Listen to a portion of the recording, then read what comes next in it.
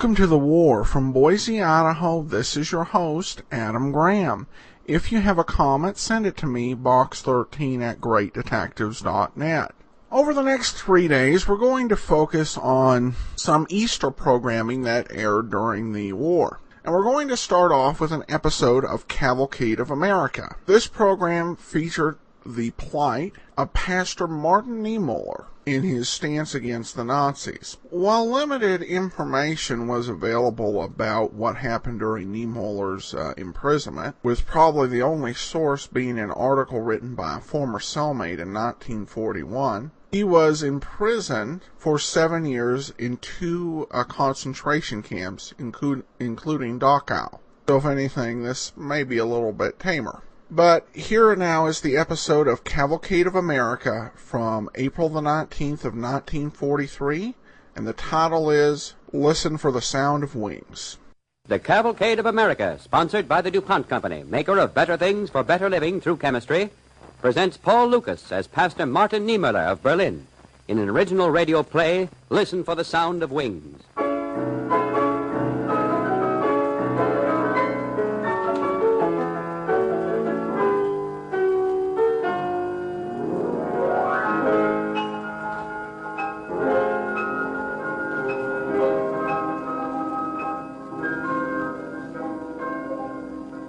The church bells ring in America. The holiest days of two of the world's great religions are with us again. But this year, across Europe, the bells are silent, and people fear even to pray. Tonight, with Paul Lucas as our star, Cavalcade reaches across the sea for its hero, bringing you a story of a fighter for the religious freedom that our American bells proclaim. In a concentration camp in central Germany, Pastor Martin Niemoller of Berlin suffers for his faith behind bars, his very torment the measure of our religious liberty. Starring Paul Lucas as Pastor Martin Niemoller of Berlin in Listen for the Sound of Wings, written by Arthur Miller, on the Cavalcade of America, sponsored by DuPont.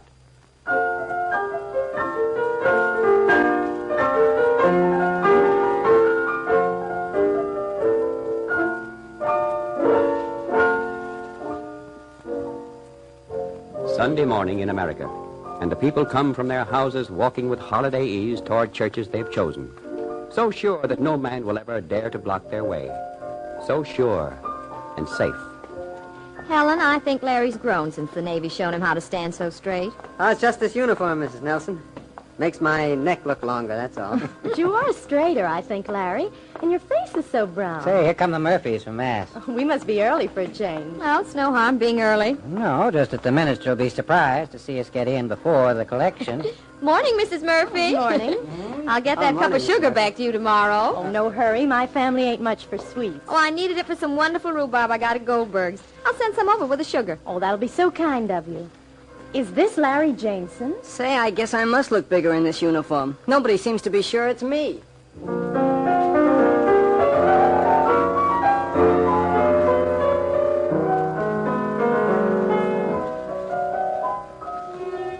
And the windows smashed.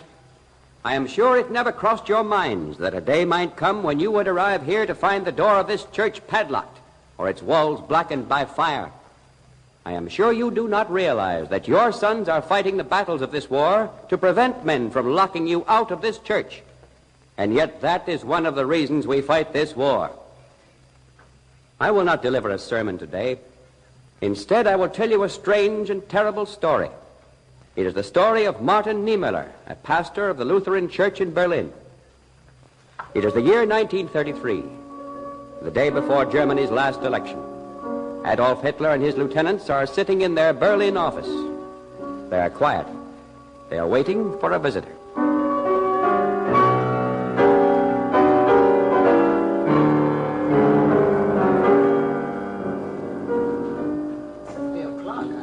Yes, he's always prompt. There he is, coming into the building. Himmler, stay in the next room. I want you here, Rudloff, Rosenberg, you, Goering, Goebbels, and Hess. Now, understand this. If we can get Martin Niemoller on our side, we have the Christian vote in Germany. When he enters, we will all rise and salute him, according to his rank as former U-boat commander. Remember, Rosenberg, this is no parson. Niemoller is made of iron. He insults very quickly, they say. So we will all be Christians this afternoon. Pay him every respect, even above me. He must endorse the party for tomorrow's elections. His voice carries into every church in Germany. Pastor Martin Niemoller to see Herr Hitler. Show him in. On your feet now. Herr Commander Niemoller, welcome. At your ease, meine Herren. I have been out of the Navy for 20 years. You mustn't salute me. It was automatic, Herr Pastor. A man looks at you and wants to salute. I am flattered, Herr Hitler. But I've come for other business. Good. Have a chair, please. Between soldiers, there is no need for small talk, Herr Pastor. You understand, of course, that Germany is at the 11th hour. That I understand, Herr Hitler. But something else I do not understand. I am at your service, Herr Pastor. When your Nazi party began its propaganda, we of the church understood that you were trying to change Germany back to what she was before 1918. Exactly, Herr Niemoller. Now, let me go on. A German Kaiser again. Order again. And the church once more a powerful force in Germany. The church, you understand, is on its last legs here. Our funds are going fast. We have no support from the state. Herr Pastor, in Germany, once we are in power, the priest and the minister will stand beside the government again. Not like an orphan left to pick crumbs in the streets. First and foremost, a Nazi is a Christian, Herr Pastor. Good. That is good. But tell me then, why do you make propaganda against the church? Simple, Herr Pastor. Facts are facts. Millions of Germans are atheists. We cannot come to them preaching religion. So we preach atheism to the atheists. They support us, and once we take power, we hand them over to the churches, and they are yours to convert. We are realists. A Nazi does not live in the clouds. Then you are lying to the atheists. To the atheists? Yes, we are lying. But to me? To you, I am telling the truth. We are all religiously inclined. The atheism we preach sometimes is purely a tactic. Well, I'm trying very hard to believe that, Herr Hitler. Realism, Herr Pastor. Realism. We will bring the heathen back to the church, and if we must lie to do it, then lie we must. Otherwise, it's chaos. Yes, it is chaos. But a lie is a lie, and the man who tells it is a liar. And I cannot go with liars. But if a man lies in order to bring a great good, is there not some honor in it? And could he not be a good man, after all? But your stormtroops, they have beaten people. I've heard they murdered them. This is propaganda from the Bolsheviks. This is not true. It is true, Herr Hitler. And I will guarantee the support of the evangelical church only if you swear to me that no violence will be used to influence the elections tomorrow. And no violence once you are in power. Herr Niemoller, I give you my oath as a soldier. So far as I am able to prevent it, there will be no violence on the part of my Nazis. Soldier's oath I will trust. Then we may announce your support of our party at once.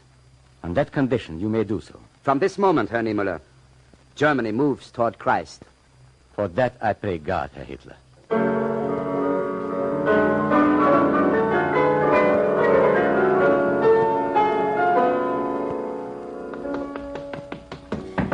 Niemoller, Herr Pastor. Frau Hessler, come in. What are you doing up this time of night? My son. They're after my son. Your son? He just called on the phone. He's coming here to the church. You must let him hide in the church. Hide? Who is he hiding from? The stormtroopers. He was making a speech against Hitler and they broke into the meeting. What? He escaped. He's coming here. No, it must be something more than that, Frau Hessler. He must have done something, broken the law. Martin, my husband has been sexton of this church for 15 years. We did not raise a lawbreaker. The Nazis are beating up people all over Berlin tonight. The people are frightened to vote against them. No, you are hysterical. They gave me their word there would be no violence. Look, man is coming across the street. It's Frank. It's Frank who let me open the church for him, But Martin. this is ridiculous. A man is not hunted for making a speech. That car parked across the street. Where? Martin, there's men sitting in the car. The door is opening. Oh. Somebody's getting out. He's got a gun. Frank, look out! Not to me there! He shot him. Here. I'll carry him into the house. Look at him. He's dead. Is he dead? Yes, he's dead, Frau Hessler. I have seen too many not to know. Now we lie him on the couch here. So. My son. My son.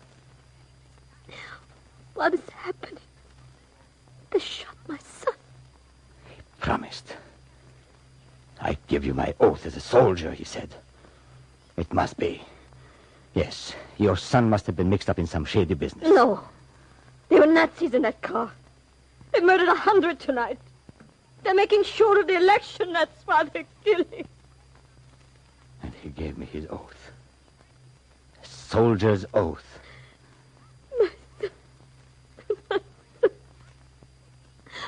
Why? Why? Where are you going, Pastor Niemoller? To break a covenant I made with the murderer. To break it in his face.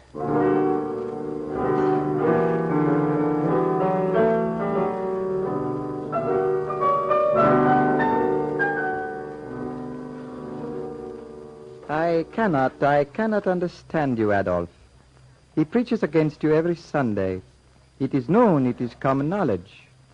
Do you want the country to think that the Nazi party is afraid of Niemoller? I am not afraid of Niemoller, Himmler. Then why is he free? The other priests who fought you, they are where they belong. We are not in power 2 days. This is 3 years now we have Germany. Give him to me, Adolf. He only needs to have his head twisted around. This parson. Himmler is right. Now listen to me, Himmler. All of you, listen. Jesus Christ has lived in the German mind for 15 centuries. They cannot wipe him out in 1 year. Christianity must be drawn out of Germany, like slow heat draws infection from a wound. Niemöller is that heat. The Christians will follow him. He must lead them to us. Slowly, he must bend the cross over his pulpit until it is a swastika. Then, only then, can we make away with Niemöller. For then they are praying to me. To kill him is to kill our last chance to capture Christianity in Germany. In short, you will place dictaphones in Niemöller's church. Record his sermons and bring them to me. I must understand this man. He's very strange. I must win his soul.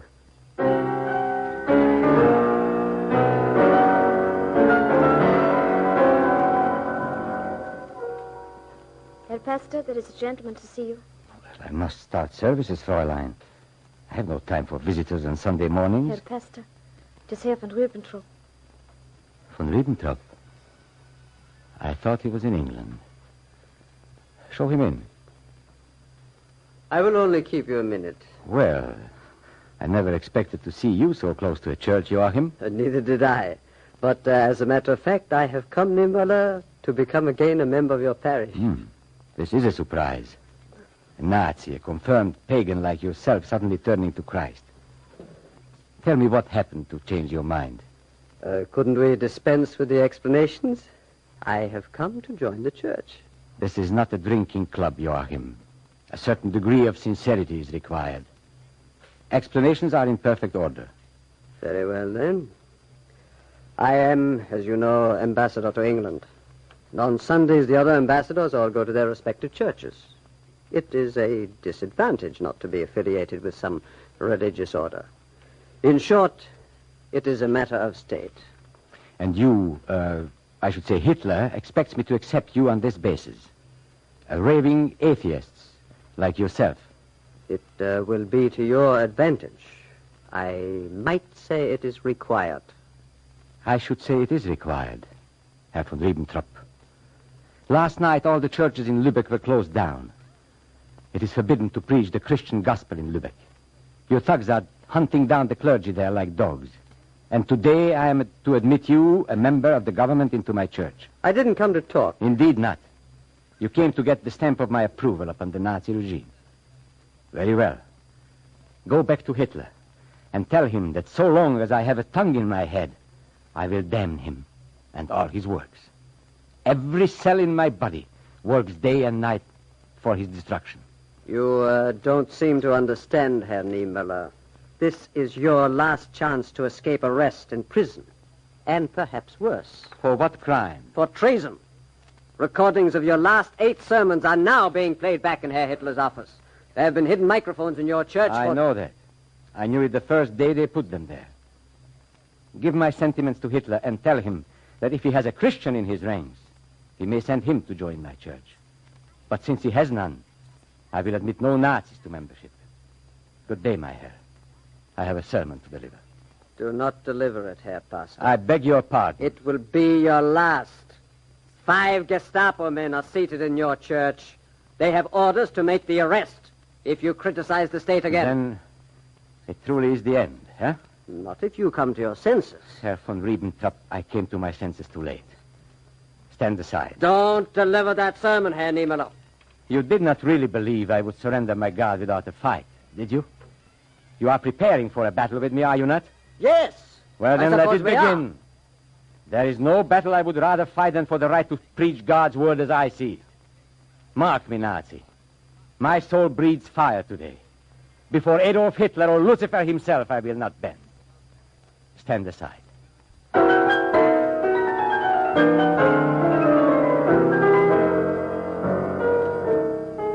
Good people, there is only one question now. If you want to become a beast without a soul, without a mind, you will obey him. But if you obey him, you cannot be a Christian man. They're coming up the aisles. 5 of them. Say no more, they will put you away. Take your seat. Good people, I repeat my words. If you obey Adolf Hitler, Come down off that platform, Niemoller. if you obey him, you cannot be a Christian man. Hans, take him. Yeah, Herr Pastor. Pastor, walk quickly out that door. Ja, komm.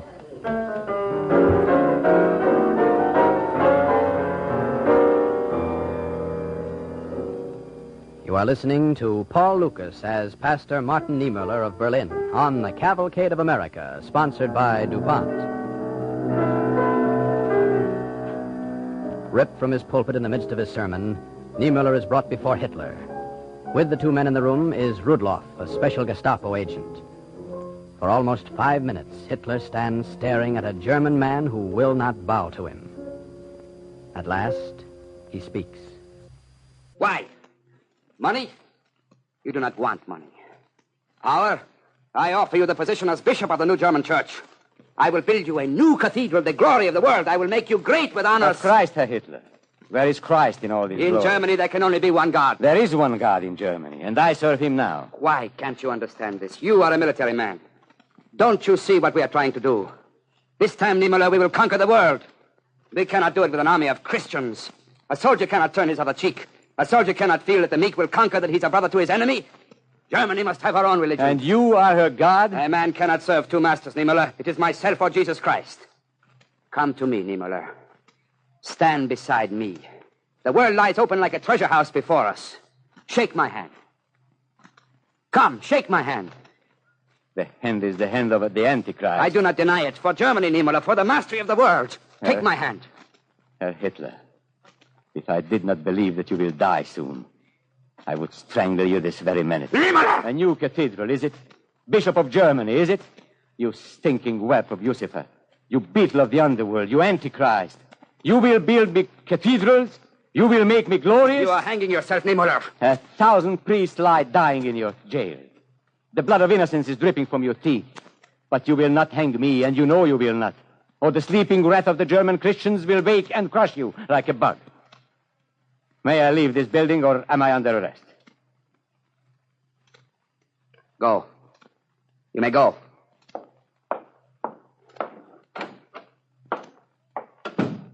Let him go.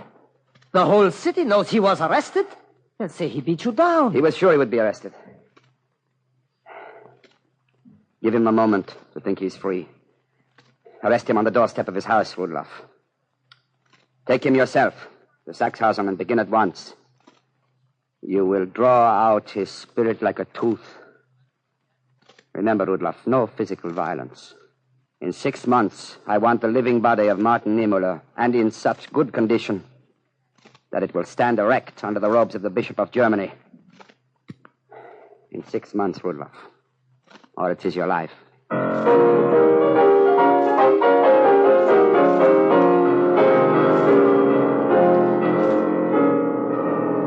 Is he fast asleep? Yeah, he's sleeping all right. Had him carrying water all day. Open the door. Quietly. What have you got in that bag? Yeah. Open it over his chest. What's that moving in it? A rat. Drop it on him. Get off. Get off. Would you sign this document, Herr Niemoller? Just sign your name. No. I told you no. But it only says that you agree with the government. No. No, he will not have me. He will never, never have me. Good night.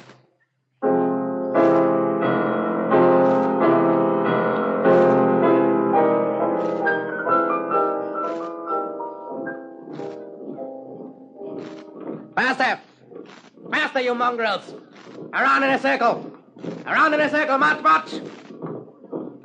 Halt!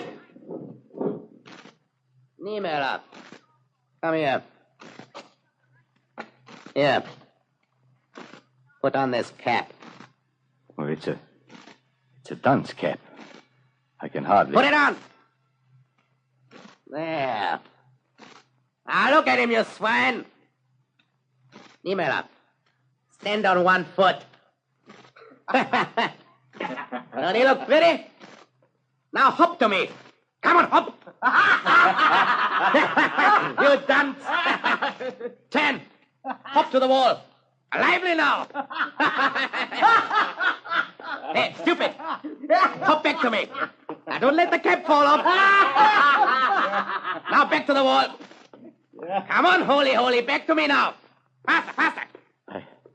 I can't. I haven't the strength. Let me go. Oh, Herr Niemoller, I have here a paper for you to sign. Your name. Just your name, and you will be free, rich, and powerful.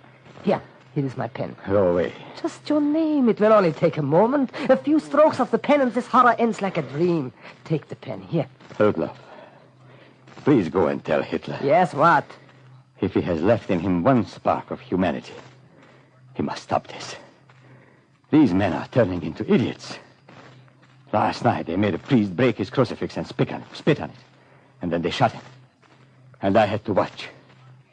They make me watch all the executions. Yes, I know. It is a horrible thing for you, Herr Pastor. It's ridiculous for you to stay here. Take my advice. I am with you. Just sign this agreement to support the government, and I will have you out in 10 minutes. I cannot sign it. Once and for all, the German people must know that it is possible for a human being to have faith enough to stand against him. If I sign, they will know resistance is not possible. I cannot sign. Go away. I will be back. Good day.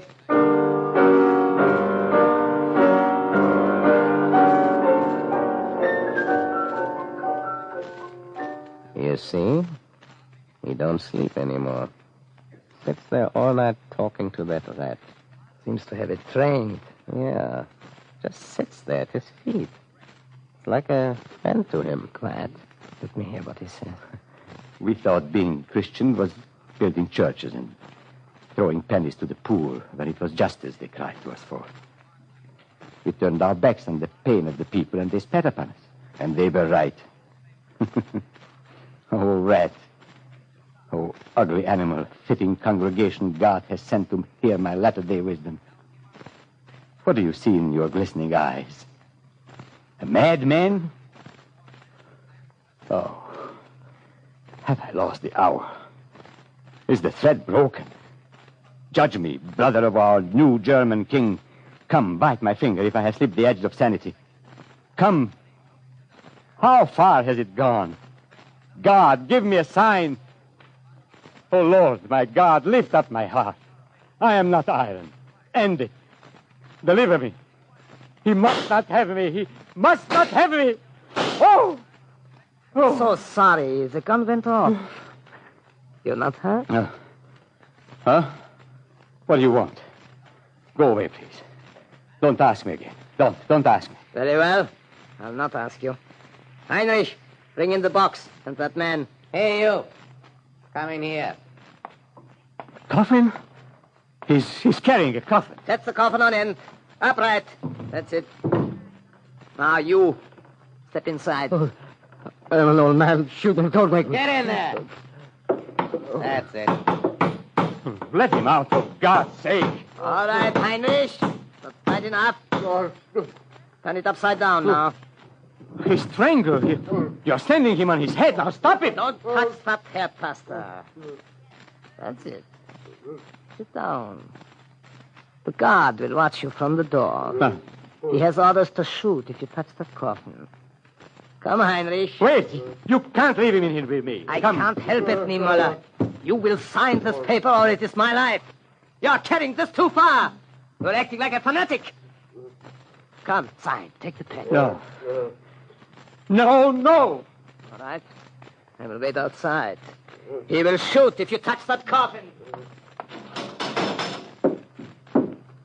Our Father, who art in heaven, hallowed be thy name.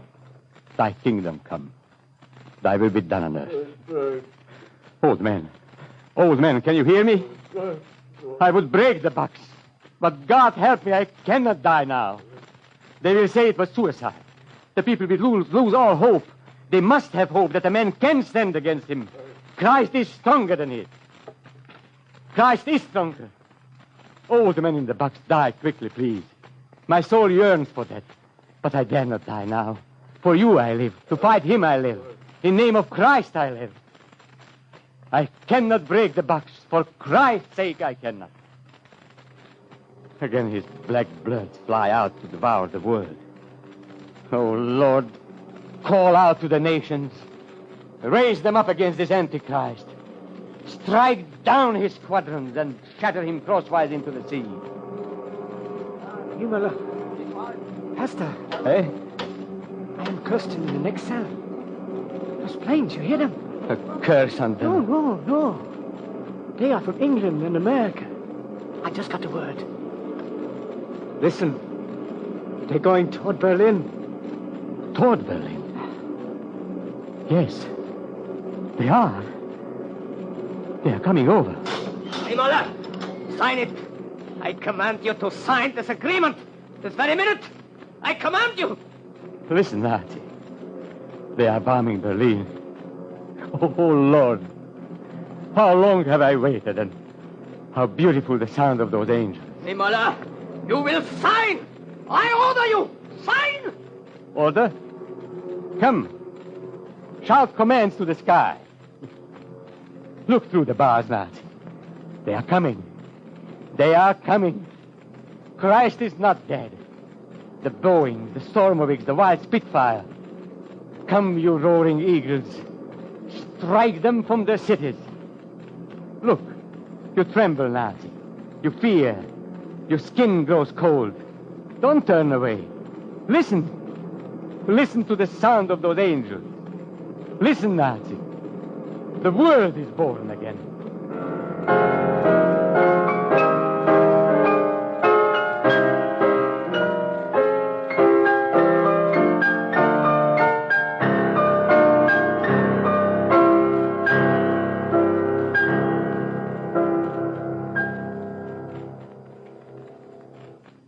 Thank you, Paul Lucas.